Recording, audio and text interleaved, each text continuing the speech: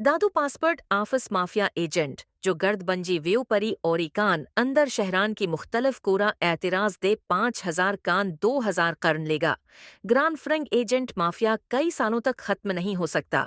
सूल दादू को अक्सर विफाक के इदारों से शिकायत रहती है कि मजहब के वजूद के बावजूद ये इदारा शहरी मुंतकिल नहीं हो सका। दादू पासपोर्ट आफिस का अमला पन पगी पैवार शहरी है। दादू समाजी कारकन आई.बी. किसो और कामरेब मजहर सोलंगी ने आई.एफ.आई. यो एम.आई. यो एंटी करप्शन चेयरमैन नीब से पासपोर्ट हुकाम और एजेंट माफिया की तहकीकात का मुतालबा किया। माण्हुनि सां बहाना कनि था त तव्हांजो सर्टिफिकेट हे फलाणो कोन्हे को, तव्हांखे कोरोना जी वैक्सीन न आहे लॻल, हुन जा 500 थींदा, हिन जा 800 थींदा। उन बदौलत इहे जेको गवर्नमेंट चार्जिस आहे 4-4.5 हज़ार रुपया उनखे छिके वरी 6-7 हज़ार ते बीहारनि था, जेको नॉर्मल आहे। ऐं एजेंट जी त का ॻाल्हि ई सम्झ में कोन थी अचे त उनखां 15,000 वठंदा, 12,000 वठंदा। इवन को आसपास जेको उहो बोझ अची थो वञे त उनखां 20,000 रुपया वसूल कनि था।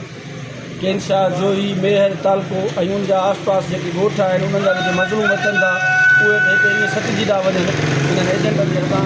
मां त सम्झां थो त इहो एजेंट माफिया जेका आहे इहा मिली हिकिड़ी भगत आहे, गठजोड़ आहे इंतिज़ामिया ऐं पंहिंजो हिननि जो जेको अंदरि पंहिंजो सिस्टम आहे, इन सिस्टम जे ख़िलाफ़ु असां वफ़ाक़ीदारनि जी अपील था कयूं त पंहिंजे सिस्टम में सुधारो आहे, एजेंट माफिया खे ख़तमु कयो वञे, पंहिंजो सुठा अमलो मुक़ररु करे आवाम खे सहूलियत ॾिनी वञे।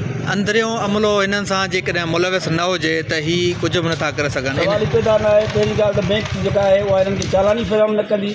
बैंक वारनि खे बि हिदायत कयूं था, जेका नेशनल बैंक आहे उन्हनि खे चऊं था त बाबा तव्हां कंहिं बि एजेंट खे चालान न ॾियो।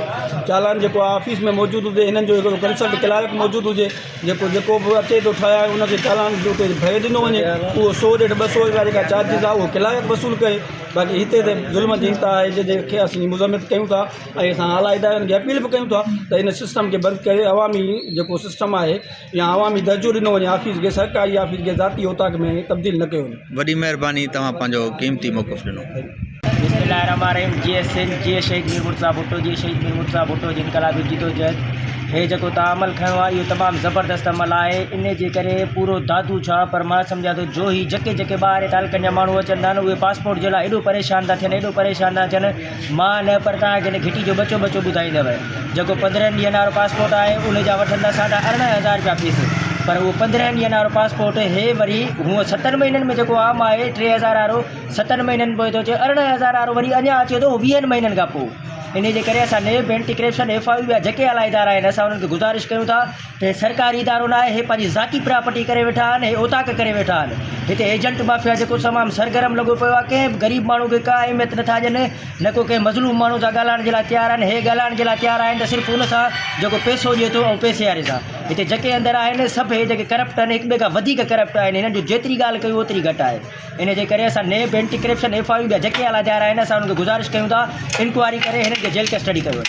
वॾी महिरबानी, तव्हांजो क़ीमती मौक़िफ़ असांखे मिलियो।